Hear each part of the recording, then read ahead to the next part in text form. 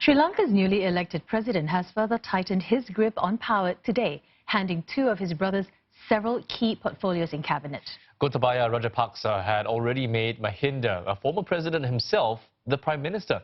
Mahinda can now add finance and economic policy development to his list of responsibilities. Plus, he's also in charge of Buddhist, cultural and religious affairs, along with urban development, water supply and housing.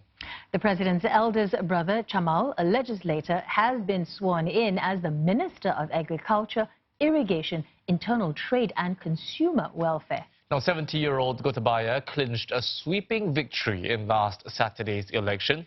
That win marked a return to power for the Rajapaksa family, which has been a dominant political force for more than a decade.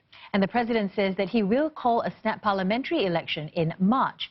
At the moment, the Rajapaksas and their allies have just 96 lawmakers in the 225-seat parliament, making it hard to pass legislation.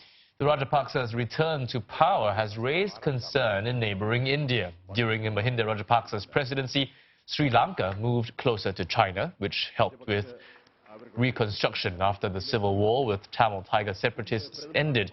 But in a possible sign that the new president intends to avoid a repeat of the country's strategic drift towards Beijing, his first official trip abroad will be to India next week.